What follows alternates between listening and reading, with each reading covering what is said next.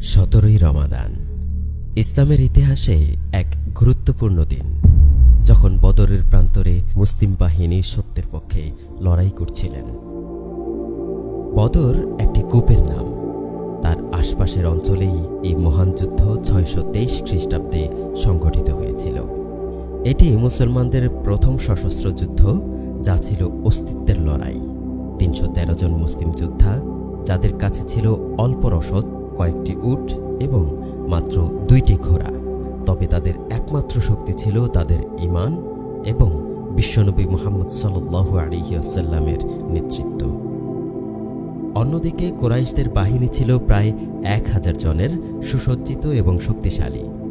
এই যুদ্ধে অনেককেই তার বাবা, চাচা, ভাই ও নিকটাত্মীয়ের বিরুদ্ধে তলোয়ার হাঁকাতে হবে জেনেও সাহাবীরা এক পাও পিছপা হননি।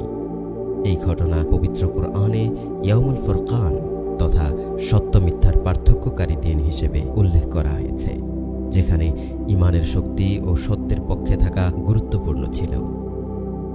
যুদ্ধের সময় বিশ্বনবী সাল্লাল্লাহু আলাইহি ওয়াসাল্লাম আল্লাহর সাহায্যের জন্য কাতর কণ্ঠে মোনাজাত করেন, হে আল্লাহ, মুসলমানদের ক্ষুদ্র এ দলটিকে যদি আপনি আজ ধ্বংস করে দেন, তাহলে আপনার আর ইবাদত করার কেউ থাকবে না। হে আল্লাহ, আপনি কি চান আজকের পরে আপনার আর কখনো ইবাদত করা হবে না? আবু বকর রাদিয়াল্লাহু তাআলা আনহু এমন দৃশ্য দেখে দৌড়ে এসে রাসূল সাল্লাল্লাহু আলাইহি ওয়াসাল্লামের চাদরটিকে তুললেন এবং বললেন, ইয়া রাসূলুল্লাহ, আপনি আর কাঁদবেন না, আল্লাহ অবশ্যই আপনাকে সাহায্য করবেন।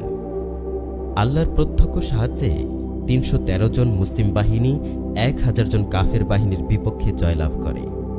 এটি ছিল সত্যের এক ঐতিহাসিক বিজয়। কুরাইশ বাহিনী পরাজিত হয় এবং মুশরিকদের 70 জন নিহত ও 70 জন বন্দী হয়। অপরদিকে মুসলিম বাহিনীর মাত্র 14 জন শাহাদাত বরণ করেন। বদর যুদ্ধে রাসূল সাল্লাল্লাহু আলাইহি ওয়াসাল্লাম বন্দীদের প্রতি যে উদারতা প্রদর্শন করেছেন, তা পৃথিবীর ইতিহাসে অনন্য। 70 জন বন্দীর মধ্যে মাত্র 2 জন গুরুতর অপরাধীকে মৃত্যুদণ্ড দেওয়া হয়। এছাড়া সবাইকে মুক্তিপণের বিনিময়ে ছেড়ে দেওয়ার সিদ্ধান্ত নেন।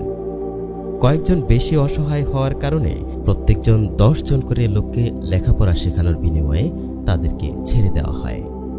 এই যুদ্ধ আমাদের শেখায়, সংখ্যা নয়, ঈমান এবং আল্লাহর উপর ভরসাই আসল শক্তি। ন্যায় ও সত্যের পক্ষে দৃঢ় থাকা চূড়ান্ত বিজয়ের মূল চাবিকাঠি।